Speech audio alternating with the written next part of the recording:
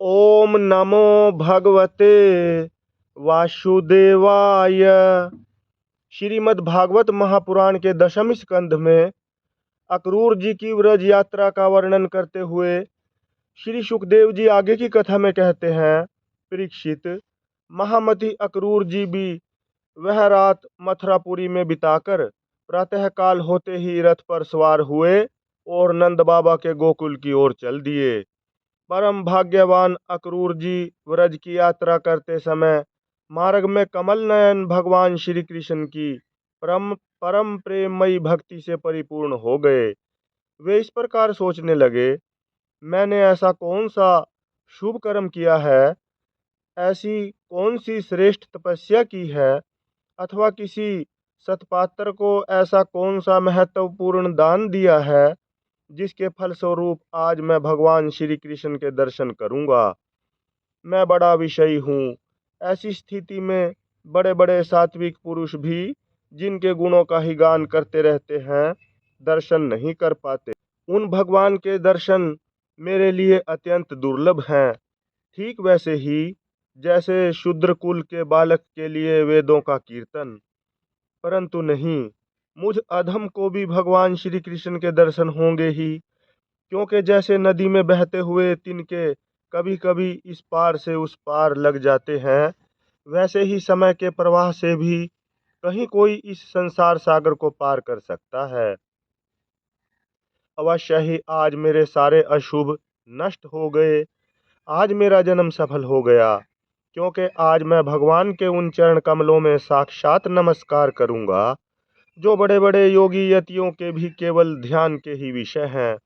अहो, कंस ने तो आज मेरे ऊपर बड़ी ही कृपा की है। उसी कंस के भेजने से मैं इस भूतल पर अवतीर्ण स्वयं भगवान के चरण कमलों के दर्शन पाऊंगा, जिनके नखमंडल की कांति का ध्यान करके पहले युगों के ऋषि महर्षि इस अज्ञान रूप अपार अंधकार राशि को पार कर चुके हैं। स्वयं वही भगवान तो अवतार ग्रहण करके प्रकट हुए हैं। ब्रह्मा, शंकर, इंद्र आदि बड़े बड़े देवता जिन चरण कमलों की उपासना करते रहते हैं, स्वयं भगवती लक्ष्मी एक क्षण के लिए भी जिनकी सेवा नहीं छोड़ती, प्रेमी भक्तों के साथ बड़े बड़े ज्ञानी भी जिनकी आराधना में संलग्न रहते हैं, भगवान के वे ही चरण कमल गौओं को चराने के लिए ग्वाल बालों के साथ वन वन में विचरते हैं। वे ही सुरमुनि वंदित श्री कृष्ण गोपियों के वक्षस्थल पर लगी हुई केसर के रंग जाते हैं, केसर से रंग जाते हैं, चिन्हित हो जाते हैं। मैं अवश्य अवश्य उनका दर्शन करूंगा। मर्तक मणि के समान सुसनिग्ध कांतिमान उनके कोमल कपोल हैं। तोते की ठोर के समान नुकीली नासिका है। होठों पर मंद मंद मुस्कान, प्रेम भरी चितवन, कमल से कोमल रत्नारे लोचन और कपोलों पर घुंघराली अलकें लटक रही हैं। मैं प्रेम और मुक्ति के परम दानी श्री मुकुंद के उस मुख कमल का आज अवश्य दर्शन करूंगा, क्योंकि हरिण मेरी दाईं ओर से निकल रहे हैं। भगवान विष्णु पृथ्वी का भार उतारने के लिए स्वेच्छा से मनुष्य की सी लीला कर रहे हैं। वे संपूर्ण लावण्य के धाम हैं, सौंदर्य की मूर्तिमान निधि हैं। आज मुझे उन्हीं का दर्शन होगा, अवश्य होगा। आज मुझे सहज में ही आंखों का फल मिल जाएगा। भगवान इस कार्य कारण रूप जगत के दृष्टा मात्र हैं, और ऐसा होने पर भी दृष्टापन का अहंकार उन्हें छू तक नहीं गया है। उनकी चिन्मयी शक्ति से अज्ञान के कारण होने वाला भेद भ्रम अज्ञान सहित दूर से ही निरस्त रहता है।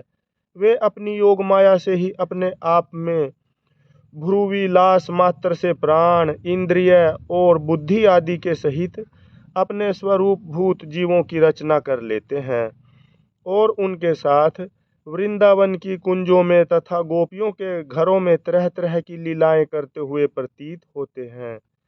जब समस्त पापों के नाशक उनके परम मंगलमय गुण कर्म और जन्म की लीलाओं से युक्त होकर वाणी उनका गान करती है, तब उस गान से संसार में जीवन की स्फूर्ति होने लगती है, शोभा का संचार हो जाता है।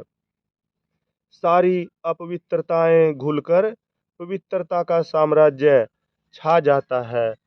परंतु जिस वाणी से उनके गुण, लीला और जन्म की कथाएं नहीं गाई जाती, वह तो मुर्दों को ही शोभित करने वाली है, होने पर भी नहीं के समान व्यर्थ है। जिनके गुणगान का ही ऐसा महात्म है, वे ही भगवान स्वयं यदुवंश में अवतीर्ण हुए हैं। किस लिए? अपनी ही बनाई मर्यादा का पालन करने वाले श्रेष्ठ देवताओं का कल्याण करने के लिए।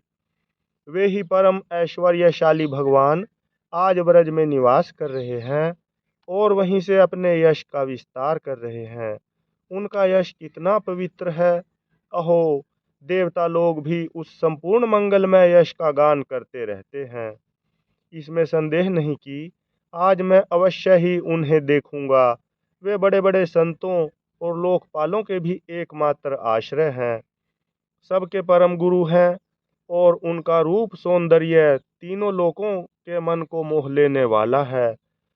जो नेत्र वाले हैं, उनके लिए वह आनंद और रस की चरम सीमा है। इसी से स्वयं लक्ष्मी जी भी, जो सौंदर्य की अधीश्वरी हैं, उन्हें पाने के लिए ललकती रहती हैं। हाँ, तो मैं उन्हें अवश्य देखूंगा, क्योंकि आज मेरा मंगल प्रभात है। आज मुझे प्रातः काल से ही अच्छे अच्छे शकुन दिख रहे हैं। जब मैं उन्हें देखूंगा, तब सर्वश्रेष्ठ पुरुष बलराम तथा श्री कृष्ण के चरणों में नमस्कार करने के लिए तुरंत रथ से कूद पड़ूंगा, उनके चरण पकड़ लूंगा। अहो, ओह, उनके चरण कितने दुर्लभ हैं। बड़े बड़े योगी यति आत्म साक्षात्कार के लिए मन ही मन अपने हृदय में उनके चरणों की धारणा करते हैं, और मैं तो उन्हें प्रत्यक्ष पा जाऊंगा और लौट जाऊंगा उन पर। उन दोनों के साथ ही उनके वनवासी सखा एक एक ग्वाल बाल के चरणों की भी वंदना करूंगा। मेरे अहोभाग्य, जब मैं उनके चरण कमलों में गिर जाऊंगा, तब क्या वे अपना कर कमल मेरे सिर पर रख देंगे? उनके वे कर कमल उन लोगों को सदा के लिए अभय दान दे चुके हैं, जो काल रूपी सांप के भय से अत्यंत घबराकर उनकी शरण चाहते और शरण में आ जाते हैं। इंद्र तथा दैत्यराज बलि ने भगवान के उन्हीं कर कमलों में पूजा की भेंट समर्पित करके तीनों लोकों का प्रभुत्व इंद्र पद प्राप्त कर लिया। भगवान के उन्हीं कर कमलों ने, जिनमें से दिव्य कमल की सी सुगंध आया करती है, अपने स्पर्श से रास लीला के समय व्रज युवतियों की सारी थकान मिटा दी थी। मैं कंस का दूत हूँ, उसी के भेजने से उनके पास जा रहा हूँ। कहीं वे मुझे अपना शत्रु तो न समझ बैठेंगे। राम राम। वे ऐसा कदापि नहीं समझ सकते, क्योंकि वे निर्विकार हैं, सम हैं, अच्युत हैं, सारे विश्व के साक्षी हैं, सर्वज्ञ हैं। वे चित्त के बाहर भी हैं और भीतर भी। वे क्षेत्रज्ञ रूप से स्थित होकर अंतःकरण की एक एक चेष्टा को अपनी निर्मल ज्ञान दृष्टि के द्वारा देखते रहते हैं।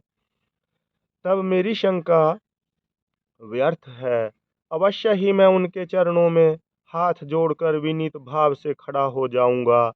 वे मुस्कुराते हुए दया भरी स्निग्ध दृष्टि से मेरी ओर देखेंगे। उस समय मेरे जन्म जन्म के समस्त अशुभ संस्कार उसी क्षण नष्ट हो जाएंगे और मैं निशंक होकर सदा के लिए परमानंद में मग्न हो जाऊंगा। मैं उनके कुटुंब का हूँ और उनका अत्यंत हित चाहता हूँ। उनके सिवा और कोई मेरा आराध्य देव भी नहीं है। ऐसी स्थिति में वे अपनी लंबी लंबी बाहों से पकड़कर मुझे अवश्य अपने हृदय से लगा लेंगे। आहा, उस समय मेरी तो देह पवित्र होगी ही, वह दूसरों को पवित्र करने वाली भी बन जाएगी। और उसी समय उनका आलिंगन प्राप्त होते ही मेरे कर्म में बंधन, जिनके कारण मैं अनादिकाल से भटक रहा हूँ, टूट जाएंगे।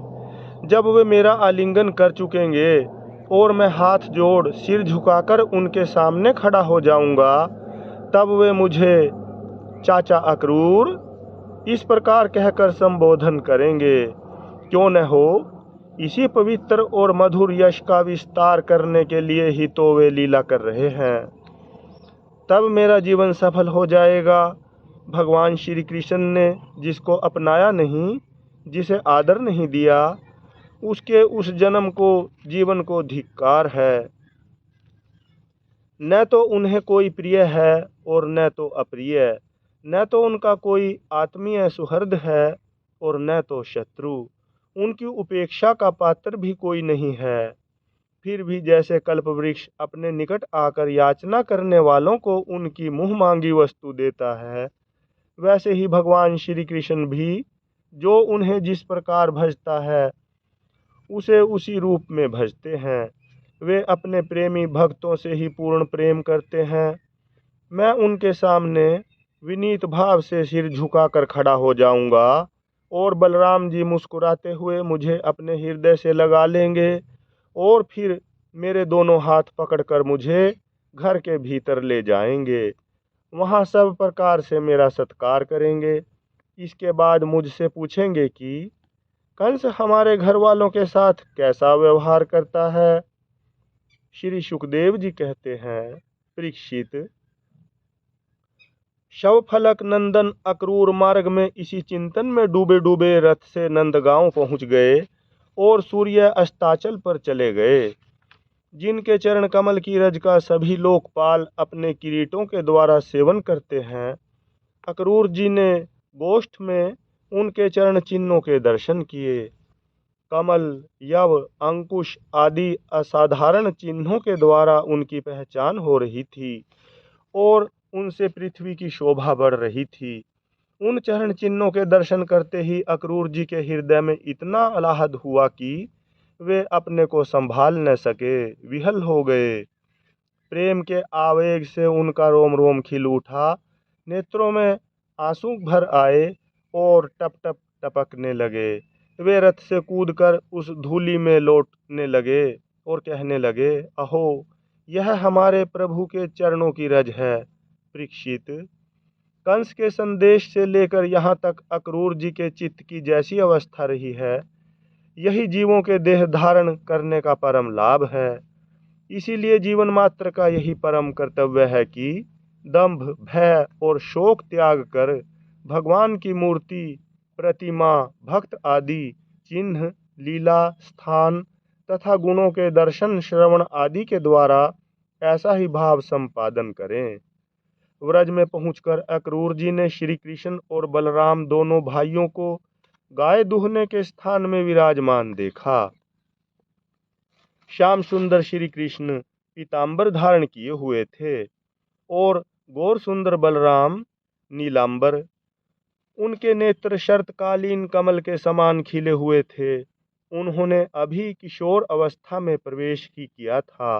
वे दोनों गौर श्याम निखिल सौंदर्य की खान थे। घुटनों का स्पर्श करने वाली लंबी लंबी भुजाएं, सुंदर बदन, परम मनोहर और गज शावक के समान ललित चाल थी। उनके चरणों में ध्वजा, वज्र, अंकुश और कमल के चिन्ह थे। जब वे चलते थे, उनसे चिन्हित होकर पृथ्वी शोभायमान हो जाती थी। उनकी मंद मंद मुस्कान और चितवन ऐसी थी मानो दया बरस रही हो। वे उदारता की तो मानो मूर्ति ही थे। उनकी एक एक लीला उदारता और सुंदर कला से भरी थी। गले में वनमाला और मणियों के हार जगमगा रहे थे। उन्होंने अभी अभी स्नान करके निर्मल वस्त्र पहने थे और शरीर में पवित्र अंगराग तथा चंदन का लेप किया था।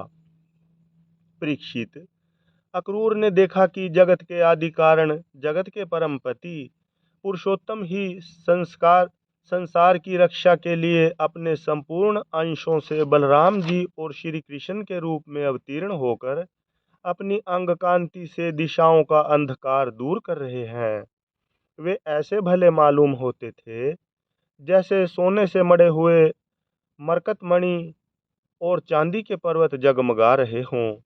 उन्हें देखते ही अक्रूर जी प्रेमावेग से अधीर होकर रथ से कूद पड़े और भगवान श्री कृष्ण तथा बलराम के चरणों के पास साष्टांग लौट गए। परीक्षित, भगवान के दर्शन से उन्हें इतना आह्लाद हुआ कि उनके नेत्र आंसू से सर्वथा भर गए। सारे शरीर में पुलकावली छा गई। उत्कंठावश गला भर आने के कारण वे अपना नाम भी न बतला सके। शरणागत वत्सल भगवान श्री कृष्ण उनके मन का भाव जान गए। उन्होंने बड़ी प्रसन्नता से चक्रांकित हाथों के द्वारा उन्हें खींचकर उठाया और हृदय से लगा लिया। इसके बाद जब वे परम मनस्वी श्री बलराम जी के सामने विनीत भाव से खड़े हो गए, तब उन्होंने उनको गले लगा लिया और उनका एक हाथ श्री कृष्ण ने पकड़ा तथा दूसरा बलराम जी ने। दोनों भाई उन्हें घर ले गए। घर ले जाकर भगवान ने उनका बड़ा स्वागत सत्कार किया, कुशल मंगल पूछकर श्रेष्ठ आसन पर बैठाया और विधि पूर्वक उनके पांव पखार कर मधुपर्क, शहद मिला हुआ दही आदि पूजा की सामग्री भेंट की। इसके बाद भगवान ने अतिथि अक्रूर जी को एक गाय दी और पैर दबाकर उनकी थकावट दूर की तथा बड़े आदर एवं श्रद्धा से उन्हें पवित्र और अनेक गुणों से युक्त अन्न का भोजन कराया। जब वे भोजन कर चुके, तब धर्म के परम मर्मज्ञ भगवान बलराम जी ने बड़े प्रेम से मुखवास, पान, इलायची आदि और सुगंधित माला आदि देकर उन्हें अत्यंत आनंदित किया। इस प्रकार सत्कार हो चुकने पर नंदराय जी ने उनके पास आकर पूछा, अक्रूर जी, आप लोग निर्दयी कंस के जीते जी किस प्रकार अपने दिन काटते हैं? अरे, उसके रहते आप लोगों की वही दशा है जो कसाई द्वारा पाली हुई भेड़ों की होती है।